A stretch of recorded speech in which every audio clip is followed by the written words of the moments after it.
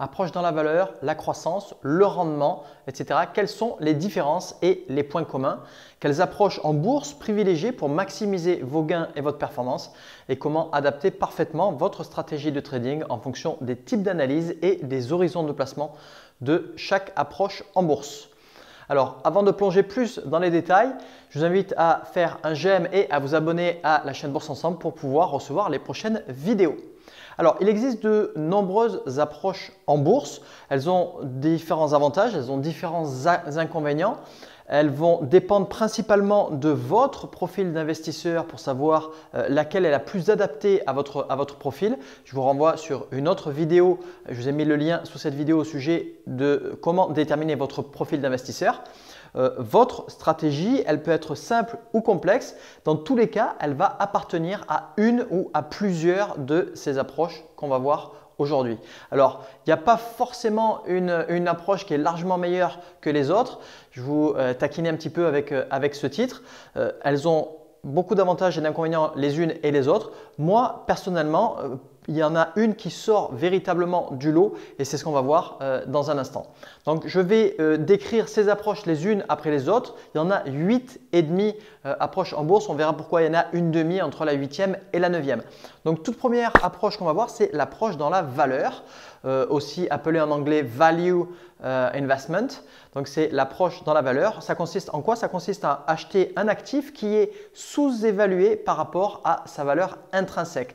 La valeur intrinsèque de l'entreprise, si vous voulez, c'est plus ou moins le cumul de la valeur de toutes ces différentes parties. Et ensuite, une fois qu'on a combiné tout ça, on a une certaine valorisation pour l'entreprise. Ben justement, l'actif que vous allez chercher à essayer d'acheter avec une approche dans la valeur, il a une décote par rapport à cette valeur intrinsèque. Et dans ces cas-là, ça constitue une belle opportunité d'achat. L'approche dans la valeur se repose principalement sur l'analyse fondamentale et s'opère généralement sur du long terme, donc plusieurs années, voire plusieurs décennies. Deuxième approche, c'est l'approche dans la croissance. En anglais, c'est Growth Investment. Donc, ça consiste à acheter un actif dont le cours devrait normalement fortement grimper, fortement croître avec justement la croissance de l'entreprise. Plus l'entreprise va grossir avec des produits, avec des nouveaux services, avec des parts de marché, une différente stratégie marketing, de vente, etc. Et plus il y a de chances pour que les cours grimpent aussi. Et donc, ce type d'approche va vous favoriser, vous faciliter ce genre de recherche d'actifs. Cette approche se base principalement sur de l'analyse fondamentale aussi et elle s'opère sur du moyen long terme, on va dire, donc généralement quelques années. Troisième approche, c'est l'approche rendement. Ça consiste à acheter un actif pour ses dividendes, c'est-à-dire pour les bénéfices qui sont reversés aux actionnaires après que l'entreprise ait fait des bénéfices. Alors, cette approche rendement, elle a peu d'impact véritablement normalement sur votre prix d'entrée, votre prix de sortie sur votre actif. Et généralement, le but, c'est de conserver l'actif très longtemps pour justement bénéficier de ces dividendes régulièrement. L'approche rendement se base principalement sur l'analyse fondamentale et s'opère principalement sur du moyen long terme, donc de nouveau sur plusieurs années. Quatrième approche, c'est l'approche systématique. Dans ces cas-là, vous achetez et vous vendez un actif en respectant strictement des règles que vous avez préétablies à l'avance ou alors qui ont été préétablies par quelqu'un d'autre. Mais donc, vous suivez un cahier des charges qui est précis. Ces règles, elles sont suivies ou bien de manière automatique ou bien de manière manuelle. Et l'approche systématique repose sur un petit peu tous les types d'analyse, mais principalement quand même sur de l'analyse technique ou de l'analyse graphique. Elle va s'opérer aussi sur tous les horizons de placement possibles. Cinquième approche, c'est l'approche discrétionnaire. Alors, ça ressemble un petit peu à l'approche systématique, vous allez voir. Ça consiste à acheter et à vendre un actif de nouveau en fonction de règles qui sont préétablies, des règles préétablies automatiquement ou manuellement comme l'approche systématique, mais il y a une différence de taille. C'est que avec l'approche discrétionnaire, contrairement à l'approche systématique, vous allez conserver la flexibilité à tout moment d'ignorer certaines de ces règles et donc de pouvoir les surpasser. L'approche discrétionnaire se repose sur tout type d'analyse et sur tout horizon de placement. Sixième approche, c'est l'approche automatique. Dans ces cas-là, vous achetez et vous vendez un actif de nouveau en fonction de règles préétablies automatiquement cette fois-ci et pas manuellement, avec une exécution elle aussi qui va être automatique. Donc la sélection et les opérations d'entrée et de sortie sont faites de manière automatique. Cette approche repose principalement sur de l'analyse technique, rarement de l'analyse graphique. Pourquoi? Parce que ça demande des moyens colossaux pour arriver à détecter de manière automatique des figures graphiques bien spécifiques. Et donc l'approche automatique s'opère sur tous les horizons de temps, mais principalement sur du court terme, donc sur du scalping et de l'intraday, un petit peu aussi sur du swing trading, mais beaucoup plus rarement sur des périodes de temps beaucoup plus longues. Septième approche, c'est le suivi de tendance. Alors dans ces cas-là, vous achetez la tendance haussière ou alors vous achetez une petite correction passagère dans une tendance haussière et ensuite vous revendez dès qu'il y a une baisse importante ou un gros changement de tendance. Donc ça, c'est pour les positions longues à la hausse.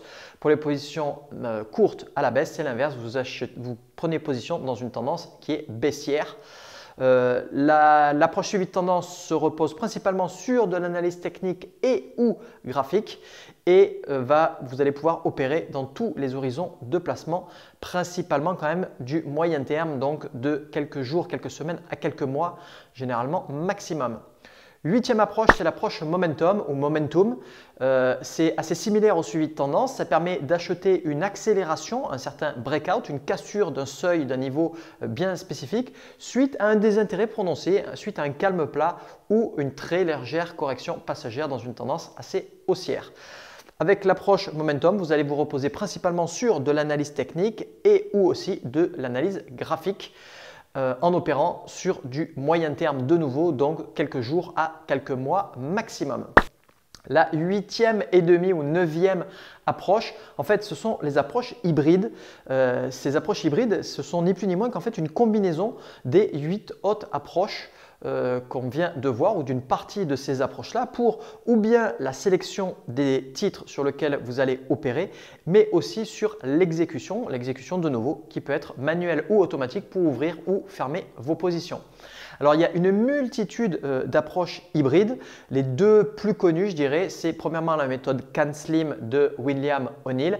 La deuxième, c'est Ishimoku. Même si Ishimoku est un indicateur, c'est un indicateur, mais ça oriente aussi énormément vers une approche et des stratégies bien spécifiques. Les approches hybrides peuvent opérer avec n'importe quel type d'analyse et sur n'importe quel type d'horizon. Voilà, donc pour conclure, vous l'avez compris, il n'y a aucune approche qui est largement plus rentable que les autres. Toutes sont rentables, toutes ont fait leurs preuves, toutes connaissent des traders ou des gérants à grand succès et à grande renommée avec peu importe les approches. En fait, tout va dépendre de votre affinité aux différents types d'analyse, analyse technique, analyse graphique et analyse fondamentale.